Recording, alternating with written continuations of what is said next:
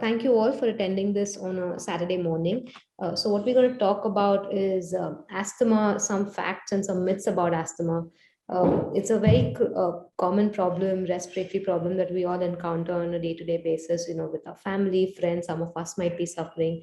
So I'm just going to try to give you some aspects of this disease. So let's start off with what is asthma. So it's a chronic respiratory disease which affects basically our breathing tubes. And what happens in the breathing tubes is it lands up being narrower or smaller than the normal. So just a few statistics about asthma. So it's a major non-communicable disease which affects both children and adults. It's affected almost 262 million people in 2019, just before the pandemic, and caused more than 461,000 deaths. It's the most common chronic disease among children. And unsurprisingly, most of the asthma-related deaths occur in the low and lower middle income countries where basically underdiagnosis, undertreatment is a huge challenge.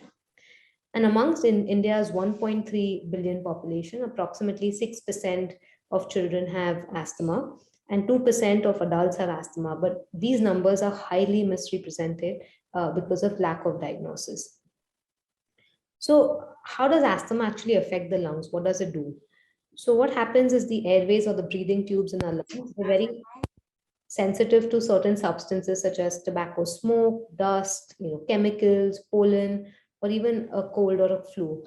And these are typically called triggers in asthma because why they call triggers? Because they cause the immune system to overreact and cause the release of certain cells and chemicals. So on the left side of the screen, you see the normal lung and the normal airway. So you see this is a normal breathing tube. With a large lumen of the airways, we see some smooth muscles around the airways.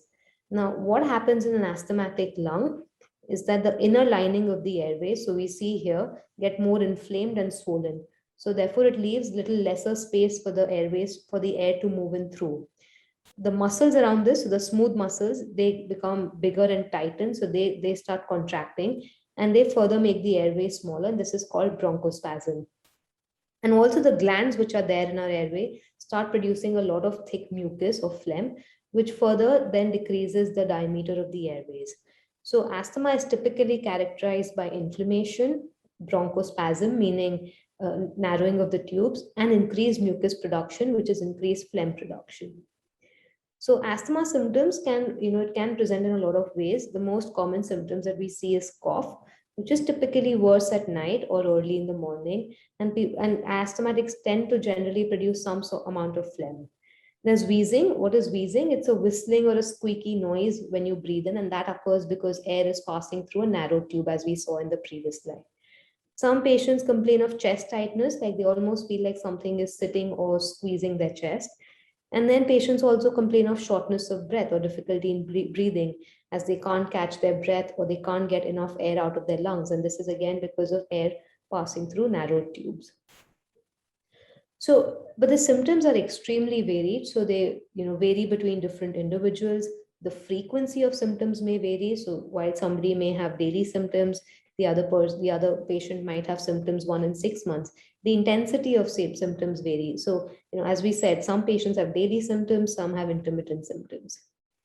So what are the risk factors for developing asthma? So as we discussed, there's definitely something in the environment which triggers off your airways to react in that sense. So what are the risk factors? So we've seen allergens, they're commonly called allergens, which can be animal dander from furry pets or feathered pets, can be cockroach droppings, dust mites, molds, pollen, more commonly seen in the West. Irritants, so tobacco smoke or even secondhand smoke is known to trigger asthma, air pollution, chemicals and strong smell. So if somebody's been exposed to chemicals in industries or even petrol at petrol stations can trigger off asthma. There can be certain other environmental triggers, so just weather change. So change in climate, change in weather can cause an asthma. Just an upper respiratory infection can trigger off symptoms of asthma. Cold air, strong emotion, so just extreme anxiety, extreme depression can also lead to an asthma exacerbation, and exercise.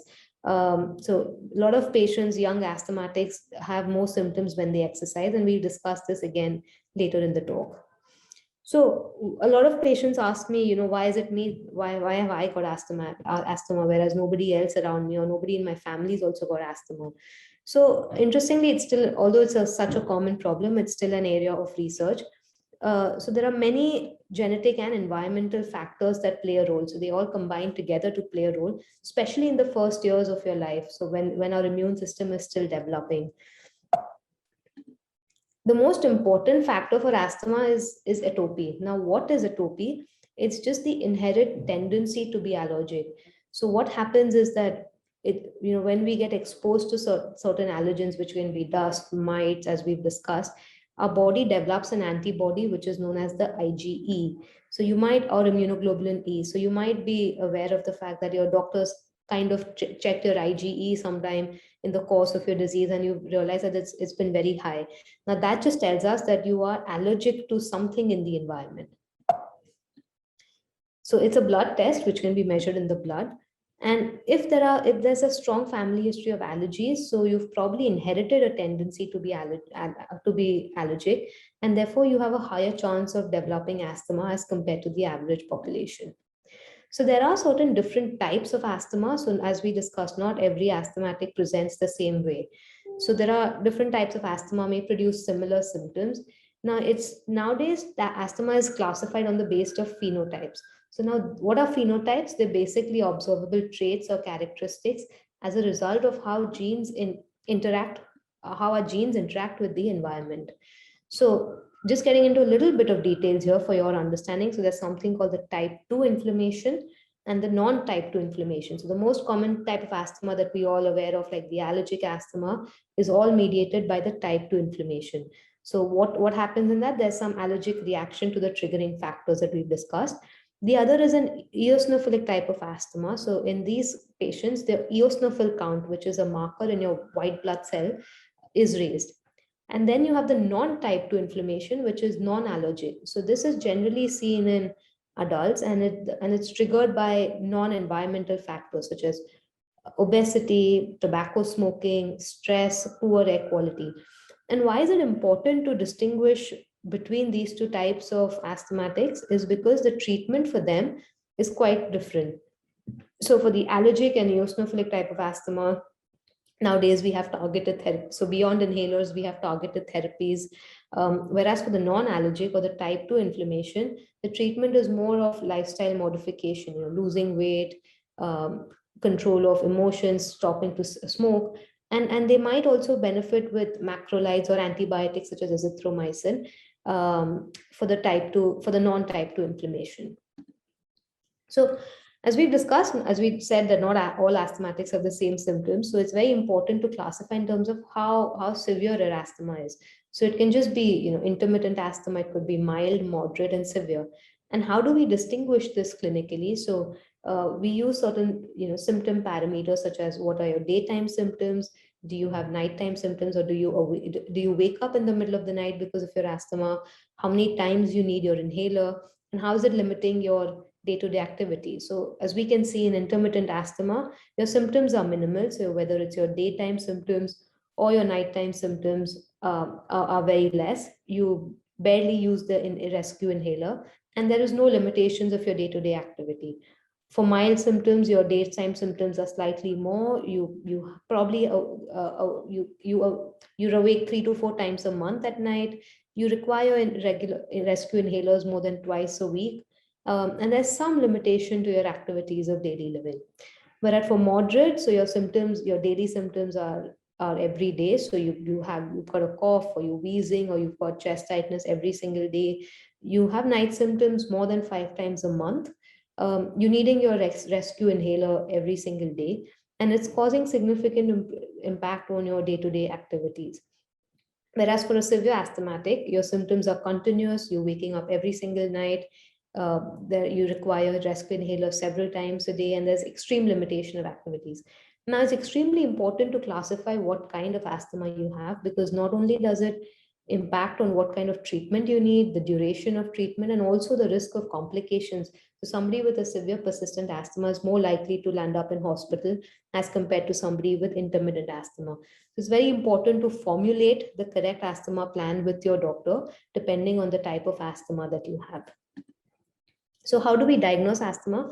So clinical history is extremely important in asthma. So as we've discussed, symptoms of cough, wheezing, shortness of breath, chest tightness, symptom patterns. Again, we've spoken about the symptoms are more in the night, early morning. You might have intermittent symptoms, which might be worse during certain times of the year or exposure to an allergen.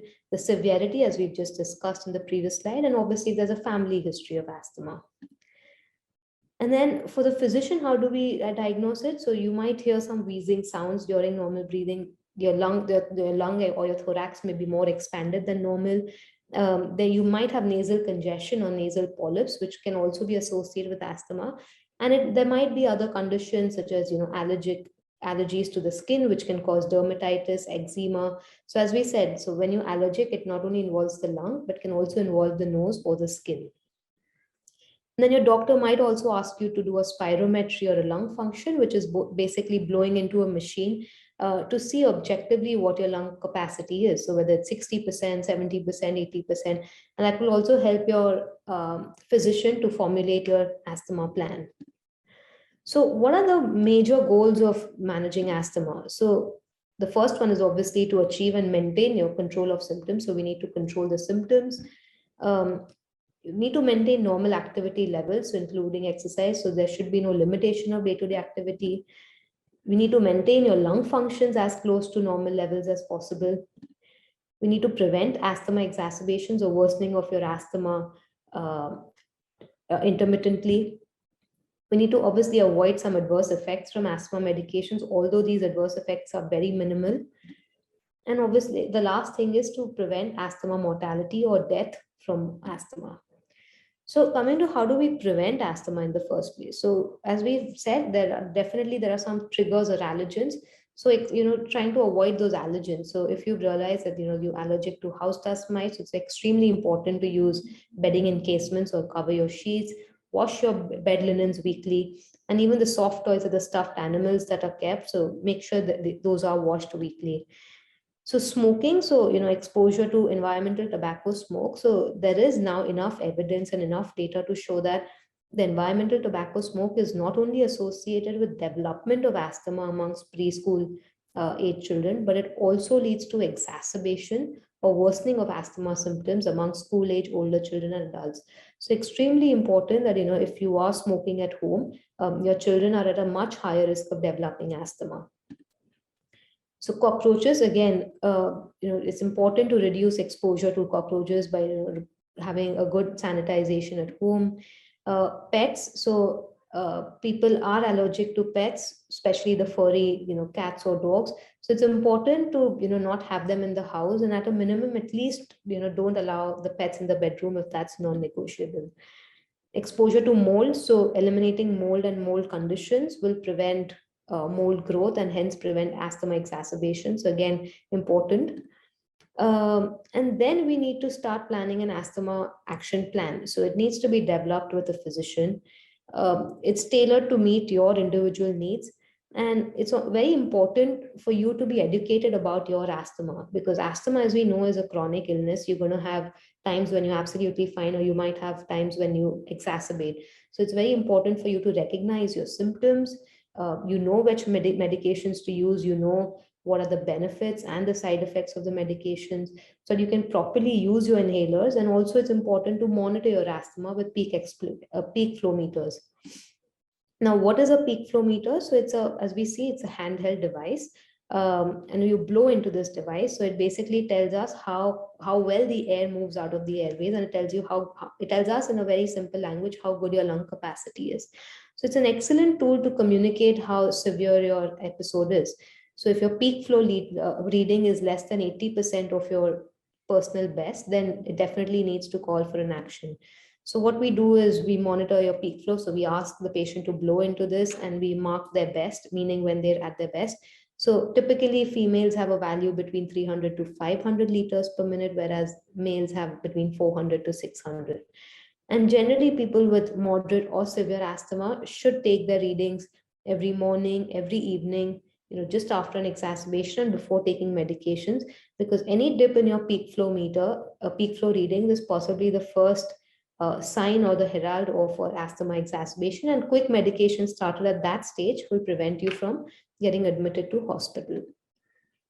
So your asthma action plan, so when you're doing well, is the green zone. When you have minimal symptoms, we've got a plan. Your doctor writes the medications that you need to take.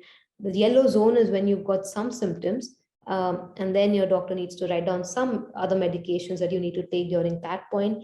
And then we have the red zone, which is the severe zone, where you need to act quick and you need to start medications immediately. So having this plan in place with your physician is extremely important for asthmatics, because the last thing we want is when the asthma gets worse for you to come into hospital in a jiffy. So there are certain medications to treat asthma. So the basic medications or to treat asthma are medications which are used for long-term control of asthma, and the ones which provide you quick relief of symptoms of breathlessness or wheezing. So what are the long-term medications for asthma, and why do we use them? So these medications are taken daily for a long period of time. They're taken for several days before the positive effects are noted. And what they actually do is they reduce the inflammation, they relax the airway muscles, and they improve symptoms and lung functions. And the kind of medications that we use for long-term control are inhaled corticosteroids. Now, everybody gets very wary of listening to corticosteroids, but let me tell you, these medications are used in microgram doses and they act very locally in your lungs. So they're not absorbed into the body and they do not produce any systemic side effects of steroids, such as weight gain or diabetes, bone problems, so on and so forth.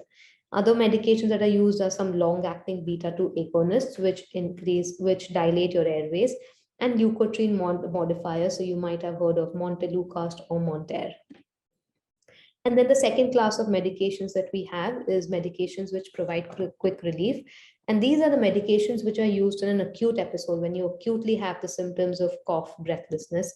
And that's why they're also called rescue medications. What they actually do is just relax the muscles around the airways, decreasing the narrowing of the airways. So they have no role on decreasing the inflammation in the airways. They provide immediate relief, which lasts only for a few hours, and you might get your symptoms back again. So, and what are the medications of these? So they're generally the short-acting beta-2 agonists, which I said just dilate the airways. So a lot of y'all might be aware of different medications that we have, or different devices. So the most common we've all seen the inhaler or the pump, as we know. It's extremely important to take it correctly. The technique is extremely important, because if the technique is not correct, you're not going to get the desired dose and the desired effects of the medication. At times, using the inhaler requires a lot of coordination with pressing the inhaler and inhaling at the same point. So that's why your doctor might advise you to take a spacer, which acts as a leeway between the inhaler and your mouth, and it just provides better comfort of taking the inhaler. And then we're all aware of nebulizers. So it's a machine which produces a mist of the medication, and it's more commonly used for small children or for those who are having an acute severe episode of asthma. So there is absolutely no evidence to show that the nebulizer is better than an inhaler. So regular use for a long-term period for asthma, nebulizers are generally not recommended. And how do we know that you're having a severe attack? So there are certain symptoms. So you'd be breathless at rest, you'd be hunched forward, you'll speak in words rather than speaking sentences, be agitated, and your peak flow would be less than 60% of normal. And what happens to your airways? So we already know in asthma that your airways are a bit narrowed, with there's some spasm of the smooth muscles. And what during an attack we see is that the airways are further narrowed, there's increased inflammation, there's more mucus production, all of this leading to bronchospasm. So how do you manage this? So first important is get away from the trigger. So if you can identify a trigger, whether it's pollens or whether it's certain strong smells, or whether it's certain house dust mites or something, so get away from the trigger as soon as possible. Take the quick relief medication that as soon as you notice your symptoms, and follow your action plan or the emergency plan that has been devised by your doctor.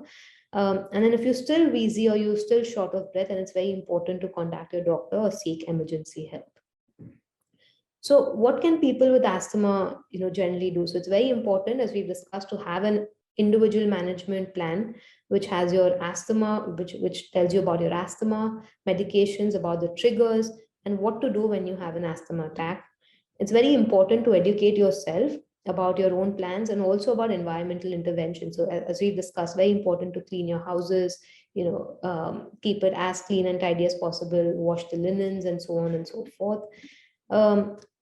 Nowadays, a lot of asthma resources are available online. So very important to seek help from these. And nowadays, a lot of patient groups are being formed. So, learning from each other's experiences definitely also improves patient outcomes.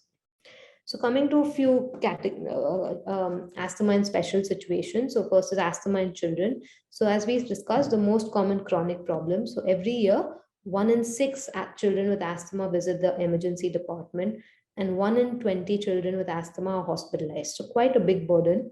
And most children with asthma experience their first symptoms before the age of 5. And it's the leading cause of school absenteeism. So common symptoms are very similar to that seen in adults. So, there's chest tightness, chest pain, coughing, wheezing, which might be worse than a cold flu, recurrent coughing spells or cold which lasts then greater than 10 days, wheezing, shortness of breath. So if your child has recurrent cold and cough with wheezing, or you're noticing certain triggering factors, extremely important to visit the pediatrician to diagnose whether your child has asthma or not. So asthma can be diagnosed in children as young as infancy. It is serious in children as it is in adults, but it can be harder to diagnose because it's difficult for children to elicit their symptoms. It's similar to that of respiratory infections such as cold. So they might just present with a niggly cold, but that could be actually an asthma attack. It's often linked to allergies in the parents. So marked in bold is it's associated with exposure to tobacco smoke. So even during pregnancy and even secondhand smoke during childhood is a strong factor to develop asthma. So extremely important to stop smoking at home and in general. It tends to run in families. Most medications that we've discussed that are used for adults can be used for children as well. And again, the main aim of the treatment for asthma in children is to make sure that they don't have flare-ups, they're not missing school, they breathe easily, and they have a good overall growth. The next thing we see is exercise-induced asthma. So a lot of patients with asthma experience symptoms during exercise. So what is exercise-induced asthma? So it is narrowing of the airways that occurs typically 5 to 20 minutes after certain activity. And the symptoms begin during exercise and usually worsen 5 to 20 minutes after. Some patients may also have a late phase reaction where the symptoms appear 4 to 12 hours after exercising. So what's useful in this cohort is, using activities which have a short burst, such as playing, football for a short period of time, swimming, tennis, volleyball. But this should not deter you from exercising or from activities. So what's important is taking the rescue inhaler before exercising and keeping it handy during exercise. And it's important to warm up before any physical activity and cool down afterwards as well, because this has shown to significantly reduce the episodes of exercise-induced asthma. So now coming to certain myths that we all think about asthma. So we all feel that everybody with asthma has the same symptoms. So everybody has to cough, everybody has to wheeze, everybody has to feel the chest tightness. So what we know is that most people with asthma have mild symptoms, and few have severe and more frequent symptoms and need more medications to control their asthma.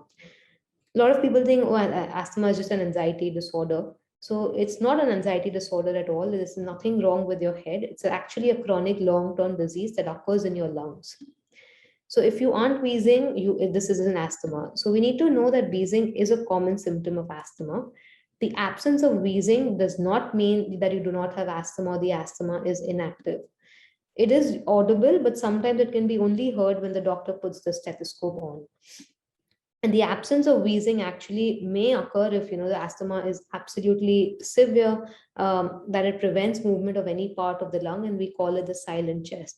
So a lot of patients may just present with cough as their predominant symptom with no wheezing, but that does not mean that this cannot be asthma. So we all think that asthma is only seen in kids, and all of us outgrow it after childhood. So I agree with that usually develops as a childhood disease. While two-thirds of the individuals may outgrow it by adulthood, one-third of them still have persistent symptoms. So approximately 30% of childhood asthma will land up into adulthood asthma. And in a few adults, it can appear for the first time, as we spoke about the non-allergic type 2 inflammation, which is generally seen in the older adults. But asthma can improve as the lungs get larger or the immune system develops better. The next thing we assume is that asthma, it's not a big deal, and we can just control it easily. So stats have shown that about 10 people die from asthma each day in US, which is certainly a very preventable disease. So all asthma, we need to take it seriously, and it can turn life-threatening within seconds and minutes. So it's extremely important to be on regular medications as prescribed by your doctor, identify the triggering factors, identify your symptoms, and escalate therapy as and when needed. So people with asthma should not exercise, play sports, or participate in gym classes. So we've just discussed that. So patients with asthma are in fact encouraged to lead an active lifestyle, such as participating in sports and gym classes. It may help with weight control, and obesity is a risk factor for asthma. So losing weight will help with better asthma management. Exercise, it also has been shown to improve your lung function or your spirometry.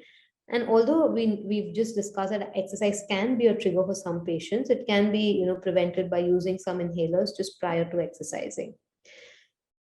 Very important myth that we all think that these asthma medications or these inhalers and pumps are habit forming, they're addictive, they're dangerous, and they lose their effectiveness over time. What we know is that the asthma medications are safe and extremely essential for asthma management. They not only keep the disease under control, but they also allow patients to lead a normal active life, that you sleep well throughout the night without having any symptoms. You're not rushing to your doctor or to the hospital for recurrent episodes, to the emergency room. And the chronic nature of this disease, so it requires a specific routine of long-term medications, and that's why these inhalers are extremely important. And as we said, this does not mean that these medications are addictive. So the bronchodilator medications or the rescue medications are effective during an asthma flare, just to dilate your airways. And the other medications, such as the inhaled steroids, may be required daily, and this is to suppress the inflammation in your airways. While multiple medications may be needed to manage asthma, none of these medications are habit forming. And again, as we've discussed, inhaled corticosteroids are not the anabolic type of steroids that we associate with weight gain or body bulking or any of the other systemic side effects. A lot of parents are worried about using certain of these medications for children, whether this can stunt their growth. What we've seen is that children who are treated with inhaled corticosteroids or who are treated with pumps have better control of their asthma and reach normal height as compared to children who do not have good control of their asthma and tend to have a stunted height. And in fact, untreated asthma may lead to permanent lung disease affecting growth. So, and again, no asthma medication has been shown to lose its effectiveness for patients, even for long-term use. So just going to conclude with my 3 concluding points. So it's a complex disease that is not yet preventable or curable, but it is a disease that we can certainly keep under control with medications and a good lifestyle. It can be managed with medication, environmental changes, and behavior modifications. And by working together as a team, so working with your physician, working with your peers, we can ensure that people with asthma lead a normal life, enjoy a high quality of life. Thank you.